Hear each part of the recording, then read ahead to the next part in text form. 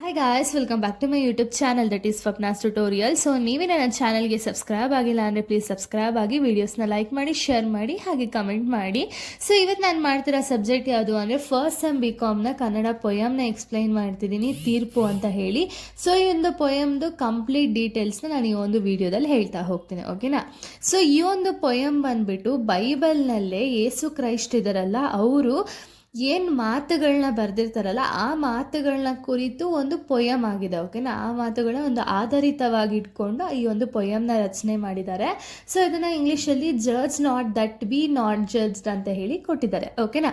So ಇವಾಗ ನಾವು ಡೈರೆಕ್ಟಾಗಿ ಪೊಯಮ್ಗೆ ಹೋಗೋದಾದರೆ, ಸೊ ಇಲ್ಲಿ ಪೊಯಮಲ್ಲಿ ಏನಾಗುತ್ತೆ ಅಂದರೆ ಯೇಸು ಕ್ರೈಸ್ಟ್ ಅವ್ರು ಏನು ಮಾಡ್ತಾರೆ ಅಂದರೆ ಒಂದಿನ ಸಂಜೆ ಟೈಮಲ್ಲಿ, ಓಕೆನಾ, ಸಂಜೆ ಟೈಮಲ್ಲಿ ತುಂಬ ಮನಸ್ಸಲ್ಲಿ ತುಂಬ ಆಲೋಚನೆಗಳನ್ನ ಇಟ್ಕೊಂಡು ಅವ್ರೇನು ಮಾಡ್ತಿರ್ತಾರೆ ಅಂದರೆ ಒಂದು ಕಡಲ ತೀರ ಇರುತ್ತಲ್ಲ, ಆ ಕಡಲ ತೀರದಲ್ಲಿ ಕುತ್ಕೊಂಡು ತುಂಬ ಆಲೋಚನೆ ಮಾಡ್ತಿರ್ತಾರೆ, ಓಕೆನಾ. ಏನೇನೆಲ್ಲ ಯೋಚನೆಗಳಿರುತ್ತೋ ಅದ್ರ ಬಗ್ಗೆ ಎಲ್ಲ ಫುಲ್ಲು ಯೋಚನೆ ಮಾಡ್ತಾ, ಅಲ್ಲಿ ಕಡಲ ಅಂದಿದ ತಕ್ಷಣ ಅಲೆಗಳೆಲ್ಲ ಬರ್ತಿರುತ್ತಲ್ಲ, ಸೊ ಅದನ್ನೆಲ್ಲ ನೋಡಿಕೊಂಡು ಅವ್ರು ಸ್ವಲ್ಪ ಯೋಚನೆದಲ್ಲಿ ಮುಳುಗೋಗಿರ್ತಾರೆ, ಓಕೆನಾ. ಯಾವ ರೀತಿ ಯೋಚನೆನ ಮಾಡ್ತಿರ್ತಾರೆ ಅವರು ಅಂದರೆ, ಇವಾಗ ತುಂಬ ಚಿಂತನೆಗಳನ್ನ ಯೋಚನೆ ಮಾಡ್ತಿರ್ತಾರೆ. ಯಾವ ರೀತಿ ಅಂದರೆ ಮತೀಯ ಮೌಢ್ಯ ಆಗಿರ್ಬೋದು, ಮತ್ತು ದ್ವೇಷಗಳನ್ನ ಹೇಗೆ ಕಳೆ ಹಾಕುವುದು ಅಂದರೆ, ಇವಾಗ ಒಬ್ರಿಗೆ ಮತ್ತು ಇನ್ನೊಬ್ಬ ಪರ್ಸನ್ಗೆ ದ್ವೇಷಗಳಿರುತ್ತಲ್ಲ ಅದನ್ನೆಲ್ಲ ಯಾವ ರೀತಿ ಹೋಗಿಸ್ಬೋದು, ಹಾಗೆ ಮತೀಯ ಮೌಢ್ಯ ಏನಿದೆಯಲ್ಲ ಅದನ್ನ ಯಾವ ರೀತಿ ಹೋಗಿಸ್ಬೋದು, ಮತ್ತು ಪಾರಿಸರು ಅಂತ ಹೇಳಿ ಇರ್ತಾರೆ, ಓಕೆನಾ. ಆ ಪಾರಿಸರ ದುರ್ನಡತೆಯ ನೀತಿ ಜನರ ಸತ್ಯದ ದಾರಿಗೆ ಹೇಗೆ ಬರುವುದು, ಇದ್ರ ಬಗ್ಗೆ ಎಲ್ಲ ಕಂಪ್ಲೀಟಾಗಿ ಅವರು ಯೋಚನೆ ಮಾಡ್ತಾ ಕೂತಿರ್ತಾರೆ, ಓಕೆನಾ. ಸೊ ಯೋಚನೆ ಮಾಡಬೇಕಾದ್ರೇ ಅಂದರೆ ಅವರು ಕುತ್ಕೊಂಡು ಒಂದು ಕಡಲ ತೀರ ಇದೆಯಲ್ಲ ಆ ತೀರದಲ್ಲಿ ಕುತ್ಕೊಂಡು ಇದ್ರ ಬಗ್ಗೆ ಯೋಚನೆ ಮಾಡಬೇಕಾದ್ರೆ ಅದೇ ಸಮಯಕ್ಕೆ ಏನಾಗುತ್ತೆ ಅಂದರೆ ಫಾರಿಸರು ಇರ್ತಾರೆ, ಓಕೆನಾ. ಆ ಫಾರಿಸರು ಯೇಸುಗೆ ಅವಮಾನ ಮಾಡಬೇಕು ಅನ್ನೋ ಒಂದು ರೀಸನಿಂದ ಮಂಗಳ್ ಮೇರಿ ಎಂಬ ಯುವತಿನ, ಓಕೆನಾ, ಅಂದರೆ ಒಂದು ಹುಡುಗಿ ಮಂಗಳ್ ಮೇರಿ ಅಂತ ಒಂದು ಹುಡುಗಿ ಇರ್ತಾಳೆ, ಅವಳನ್ನ ಬಲವಂತವಾಗಿ ಎಳ್ಕೊಂಡು ಬರ್ತಾರೆ ಯೇಸು ಕ್ರೈಸ್ಟ್ ಅವ್ರ ಹತ್ರ, ಓಕೆನಾ. ಆಗ ಯೇಸು ಕ್ರೈಸ್ಟ್ ಅವ್ರಿಗೆ ಏನು ನಡೀತಿದೆ ಏನು ಅಂತ ಏನು ಗೊತ್ತಿರಲ್ಲ. ಯಾಕೆ ಅಂದರೆ ಅವ್ರ ಪಾಡಿಗೆ ಅವರು ಯೋಚನೆ ಮಾಡ್ಕೊಂಡು ಕೂತಿರ್ತಾರೆ. ಅದೇ ಟೈಮ್ಗೆ ಈ ಫಾರಿಸವ್ರು ಬಂದು ಆ ಹುಡುಗಿನ ಎಳ್ಕೊಂಡು ಬಂದು ಯೇಸು ಕ್ರೈಸ್ಟ್ ಅವ್ರ ಮುಂದೆ ಬಿಡ್ತಾರೆ, ಓಕೆನಾ. ಆಗೇನಾಗುತ್ತೆ ಅಂದರೆ ಅಲ್ಲಿರೋರೆಲ್ಲ ಹೇಳ್ತಾರೆ, ಇವಳು ಅಂದರೆ ಮಂಗಳ್ ಮೇರಿ ಇರ್ತಾಳಲ್ಲ, ಇವಳು ಪಾಪಿ, ವ್ಯಭಿಚಾರಿ ಅಂತ ಹೇಳಿ ಆರೋಪನದನ್ನ ಮಾಡಿ ಆ ಹುಡುಗಿ ಮೇಲೆ ಅವ್ರು ಹೇಳ್ತಾರೆ, ಇವಳನ್ನ ಹಿಂಗೆ ಬಿಟ್ಟರೆ ಆಗಲ್ಲ, ಇವಳ ಮೇಲೆ ಕಲ್ಲು ಎಸಿಬೇಕು ಅಂತ ಹೇಳಿ ಎಲ್ಲರೂ ಒಂದೊಂದು ಕೈಗೆ ಕಲ್ಲನ್ನ ಎತ್ಕೊಂಡು ಎಸಿಬೇಕು ಅಂತ ಹೇಳಿ ಡಿಸೈಡ್ ಆಗ್ತಾರೆ, ಓಕೆನಾ. ಸೊ ಆ ಟೈಮಲ್ಲಿ ಏನಾಗುತ್ತೆ ಅಂದರೆ ಇವಳ ಬಗ್ಗೆ ಏನೇನೋ ಹೇಳ್ತಾರೆ ನೋಡಿ, ಆವಾಗ ಅವಳಿಗೆ ಫುಲ್ ಭಯ ಆಗೋಗುತ್ತೆ. ಆ ಮಂಗಳ್ ಮೇರಿ ಏನಿರ್ತಾಳಲ್ಲ ಅವಳಿಗೆ ಕಂಪ್ಲೀಟಾಗಿ ಭಯ ಸ್ಟಾರ್ಟ್ ಆಗೋಗುತ್ತೆ. ಭಯದಿಂದ ಏನು ಮಾಡ್ತಾಳೆ ಅಂದರೆ ಏಸು ಇರ್ತಾರಲ್ಲ, ಏಸು ಪಾದಕ್ಕೆ ಅಂದರೆ ಅವ್ರ ಪಾದ ಏನಿದೆಯಲ್ಲ ಪಾದಕ್ಕೆ ಅವಳು ಬಂದು ಬಿದ್ದು ಶರಣರಾಗೋಗ್ತಾಳೆ. ಅಂದರೆ ನಂದೇನು ತಪ್ಪಿಲ್ಲ ಅಂತ ಹೇಳಿ ಅವಳು ಹೇಳಬೇಕಲ್ವ. ಸೊ ಅದಕ್ಕೆ ಅವಳೇನು ಮಾಡ್ತಾಳೆ, ಯೇಸು ಕ್ರೈಸ್ಟ್ ಅವ್ರ ಕಾಲಿಗೆ ಬಂದು ಬಿದ್ದುಬಿಡ್ತಾಳೆ, ಓಕೆನಾ. ಆಗ ಏನಾಗುತ್ತೆ ಅಂದರೆ ಫುಲ್ ಅವಳಿಗೆ ತುಂಬ ಭಯ ಆಗ್ತಿರುತ್ತಲ್ಲ.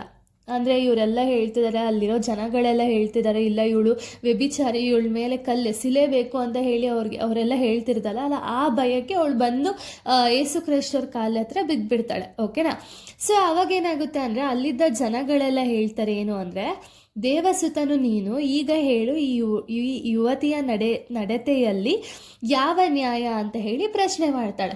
ಅಂದರೆ ಏನು, ಇವಳು ನಡತೆ ಏನಿದೆಯಲ್ಲ, ಇವಳು ವ್ಯಭಿಚಾರಿ ಅಂತ ಹೇಳಿದ್ದಾರೆ, ಹಾಗೆ ಇವಳು ತುಂಬ ಆರೋಪಿ, ಇವಳು ಪಾಪಿ ಅಂತ ಏನು ಹೇಳಿದಾರಲ್ಲ ಅಲ್ಲಿರೋ ಜನಗಳೆಲ್ಲ, ಅದಕ್ಕೆ ಅವರು ಯೇಸು ಕ್ರೈಸ್ತರ ಹತ್ರ ಹೇಳ್ತಾರೆ ಏನು ಅಂದರೆ, ಇವಳು ನಡತೆ ಏನಿದೆಯಲ್ಲ ಆ ನಡತೆಯಲ್ಲಿ ಒಂದು ಏನು ನ್ಯಾಯ ಇದೆ ಹೇಳಿ ಯೇಸು ಕ್ರೈಸ್ಟ್ ಅವರೇ ಅಂತ ಇಲ್ಲಿ ಹೇಳ್ತಾರೆ. ಯಾಕೆ ಅಂದರೆ ಇವ್ರು ಫಾರಿಸವರು ಈ ಒಂದು ಜೀಸಸ್ ಕ್ರೈಸ್ಟ್ ಅವ್ರನ್ನ ಅವಮಾನ ಮಾಡಬೇಕು ಅಂತಲೇ ಹೇಳಿ ಈ ಹುಡುಗಿನ ಕರೆದಿರ್ತಾರೆ, ಓಕೆನಾ. ಅಂದರೆ ಈ ಹುಡುಗಿನ ಎಲ್ಲಿಂದನೂ ಎಳ್ಕೊಂಡು ಬಂದಿರ್ತಾರೆ. ಸೊ ಅದಕ್ಕೆ ಈ ಒಂದು ಕ್ವಶನ್ನ ಅಲ್ಲಿರೋ ಜನಗಳೆಲ್ಲ ಕೇಳ್ತಾರೆ, ಓಕೆನಾ. ಆಗ ಯೇಸು ಕ್ರೈಸ್ಟ್ ಅವ್ರು ಏನು ಮಾಡ್ತಾರೆ ಅಂದರೆ ಇದನ್ನೆಲ್ಲ ಕೇಳಿದ್ಮೇಲೆ ಯೇಸು ಕ್ರೈಸ್ಟ್ ಅವ್ರಿಗೆ ಏನು ಮಾಡಬೇಕು ಅಂತ ಹೇಳಿ ಅವ್ರು ಆಲೋಚನೆ ಮಾಡ್ತಿರ್ತಾರೆ, ಓಕೆನಾ. ಆವಾಗ ಅಲ್ಲಿರುವಂಥ ಜನಗಳೇ ಹೇಳ್ತಾರಲ್ಲ, ಲೈಕ್ ಇವಳು ತುಂಬ ಪಾಪಿ, ವ್ಯಭಿಚಾರಿ ಅಂತೆಲ್ಲ ಹೇಳ್ತಿರ್ತಾರಲ್ಲ, ಆವಾಗ ಇವಳಿಗೆ ಮತ್ತೆ ಇನ್ನೊಂದು ಸ್ವಲ್ಪ ಬೇಜಾರಾಗೋಗುತ್ತೆ, ಫುಲ್ ಭಯ ಆಗೋಗುತ್ತೆ. ಆಗ ಯೇಸು ಕ್ರೈಸ್ಟ್ ಅವ್ರು ಏನು ಮಾಡ್ತಾರೆ, ಅವ್ರ ಕಾಲ್ ಕೆಳಗಡೆ ಈ ಒಂದು ಮಂಗಲ್ ಮೇರಿ ಏನು ಬಿದ್ದಿರ್ತಾರಲ್ಲ, ಆ ಹುಡುಗಿ ಮುಖ ಎತ್ತು ನೋಡಿದಾಗ ಆ ಹುಡುಗಿ ಮುಖ ಬಂದ್ಬಿಟ್ಟು ಅವಳು ಫುಲ್ಲು ಹತ್ಕೊಂಡು ಕಂಪ್ಲೀಟಾಗಿ ಅವಳ ಮುಖ ಫುಲ್ ಬೇಜಾರಿಂದ ಇರುತ್ತೆ. ಓಕೆನಾ. ಆಗ ಯೇಸು ಕ್ರೈಸ್ತವ್ರಿಗೆ ಅರಿವಾಗುತ್ತೆ, ಏನು ಅಂದರೆ ಅವ್ರಿಗೆ ಗೊತ್ತಾಗುತ್ತೆ, ಲೈಕ್ ಇವಾಗ ಪ್ರಪಂಚದಲ್ಲಿ ಯಾರಾದರೂ ತಪ್ಪು ಮಾಡದೇ ಇರೋ ವ್ಯಕ್ತಿ ಯಾರೂ ಇಲ್ಲ ಅಲ್ವಾ. ಸೊ ಅದಕ್ಕೆ ಇವಳು ಏನೋ ತಪ್ಪು ಮಾಡಿದ್ದಾಳೆ, ಹಂಗಂತ ಇವಳನ್ನ ಇವಾಗ ಶಿಕ್ಷೆ ಮಾಡೋದು ನ್ಯಾಯ ಅಲ್ಲ ಅಂತ ಹೇಳಿ ಯೇಸು ಕ್ರೈಸ್ತವ್ರಿಗೆ ಗೊತ್ತಿರುತ್ತೆ. ಓಕೆನಾ. ಅದಕ್ಕೆ ಯೇಸು ಕ್ರೈಸ್ತವ್ರು ಕೇಳ್ತಾರೆ, ಅಲ್ಲಿರುವಂಥ ಜನಗಳನ್ನ ಕೇಳ್ತಾರೆ, ಫಾರಿಸರ್ನ ಕೇಳ್ತಾರೆ, ಏನು ಅಂದರೆ ಈಗ ಈ ಹುಡುಗಿ ಏನು ಈ ತಪ್ಪು ಮಾಡಿದಾಳಲ್ಲ, ಮಂಗಲ್ ಮೇರಿ ಏನು ತಪ್ಪು ಮಾಡಿದಾಳಲ್ಲ, ಇದಕ್ಕೆ ನಿಮ್ಮ ಅಕಾರ್ಡಿಂಗ್ ಟು ನಿಮ್ಮ ಒಂದು ನಿಮ್ಮ ಕಡೆ ಯಾವ ರೀತಿ ಶಿಕ್ಷೆ ಕೊಡ್ಬೋದು ಅಂತ ಇಲ್ಲಿ ಯೇಸು ಕ್ರೈಸ್ತವ್ರು ಹೇಳ್ತಾರೆ. ಓಕೆನಾ. ಅಲ್ಲಿರುವಂಥ ಜನಗಳೆಲ್ಲ ಹೇಳ್ತಾರೆ ಏನು ಅಂದರೆ, ಈ ಥರ ತಪ್ಪು ಯಾರಾದರೂ ಮಾಡಿದ್ರೆ ಅವ್ರಿಗೆ ಕಲ್ಲು ಎಸಿಬೇಕು, ಕಲ್ಲಲ್ಲಿ ಹೊಡೆದೋನೆ ಅವ್ರನ್ನ ಸಾಯಿಸಿಬಿಡ್ಬೇಕು ಅಂತ ಅಲ್ಲಿರೋರೆಲ್ಲ ಹೇಳ್ತಾರೆ. ಓಕೆನಾ. ಆಗ ಯೇಸು ಕ್ರೈಸ್ತವ್ರು ಏನು ಮಾಡ್ತಾರೆ ಅಂದರೆ, ಹೌದಾ, ಓಕೆ, ಹಂಗಂತ ಇವಾಗ ಇವಳನ್ನ ಕಲ್ಲಲ್ಲಿ ಹೊಡೆದು ಸಾಯಿಸ್ಬೇಕು ಅಲ್ವಾ ನಿಮ್ಮ ಒಂದು ಆನ್ಸರು ಅಂತ ಅಲ್ಲಿರೋರ್ನೆಲ್ಲ ಕೇಳ್ತಾರೆ. ಅದಕ್ಕೆ ಹೌದು ಅಂತ ಅಲ್ಲಿರೋರೆಲ್ಲ ಒಪ್ಕೊಳ್ತಾರೆ. ಓಕೆನಾ. ಆವಾಗ ಯೇಸು ಕ್ರೈಸ್ತವ್ರು ಏನು ಮಾಡ್ತಾರೆ ಅಂದರೆ, ಸರಿ ಆಯಿತು, ಇವಳನ್ನ ಅಂದರೆ ಮಂಗಲ್ ಮೇರಿನ ಕಲ್ಲಲ್ಲಿ ಹೊಡೆದೇ ಸಾಯಿಸಿರಂತೆ. ಇಲ್ಲಿ ನಿಮ್ಮ ಇಷ್ಟು ಜನದಲ್ಲಿ ಅಂದರೆ ಅಲ್ಲಿರುವಂಥ ಜನಗಳಲ್ಲಿ ಯಾರು ತಪ್ಪೇ ಮಾಡಿಲ್ಲ ನೋಡಿ, ಯಾರು ಒಂದು ಚೂರು ತಪ್ಪು ಮಾಡಿರಲ್ವಲ್ಲ, ಅಂಥವ್ರು ಬಂದು ಕಲ್ಲು ಎತ್ಕೊಂಡು ಇವಳ ಮೇಲೆ ಎಸಿರಿ ಅಂತ ಹೇಳ್ತಾರೆ. ಓಕೆನಾ. ಆಗ ಏನು ಮಾಡ್ತಾರೆ, ಇವಾಗ ಮನುಷ್ಯ ಅಂದ ತಕ್ಷಣ ಒಂದೋ ಎರಡೋ ಅಲ್ಲ ಅಂದ್ರೂ ಎಷ್ಟೋ ಸಾವಿರಾರು ತಪ್ಪು ಮಾಡುವಂಥವ್ರು ಕೂಡ ಇದ್ದೇ ಇರ್ತಾರೆ ಅಲ್ವಾ. ಸೊ ಅಲ್ಲಿರೋರಿಗೆಲ್ಲ ಒಂದು ಕಡೆ ಹೆದರಿಕೆ ಸ್ಟಾರ್ಟ್ ಆಗುತ್ತೆ, ಅಂದರೆ ಇಲ್ಲಿ ತಪ್ಪು ಮಾಡದೇ ಇರೋರು ಯಾರೂ ಇಲ್ಲ, ಹಂಗಂತ ಇವಾಗ ನಾವು ತಪ್ಪು ಮಾಡಿದ್ದಾರೆ ಅಂದ ತಕ್ಷಣ ಅವ್ರಿಗೆ ತಿದ್ದಕ್ಕೆ ದಾರಿ ಕೊಡ್ದಂಗೆ, ಇಲ್ಲ ನೀನು ತಪ್ಪು ಮಾಡಿದ್ಯಾ, ನಿನಗೆ ಸಾಯಿಸೋದು ಒಂದೇ ನಿನ್ನ ಮಾರ್ಗ ಅಂತ ಹೇಳಿ ಬರೀ ಸಾಯಿಸ್ಬಿಟ್ರೆ ಅಲ್ಲಿ ಏನು ಸರಿ ಹೋಗುತ್ತೆ ಅಲ್ವಾ. ಅಲ್ಲಿ ಒಂದು ವ್ಯಕ್ತಿಯ ಒಂದು ಪ್ರಾಣನೇ ಹೋಗುತ್ತೆ, ಅವಾಗ ಅವ್ರು ಮತ್ತೆ ಏನು ಕಲ್ತ್ಕೊಳ್ಳೋಕ್ಕೂ ಕೂಡ ಅವ್ರ ಕೈಲಿ ಆಗಲ್ಲ ಅಲ್ವಾ.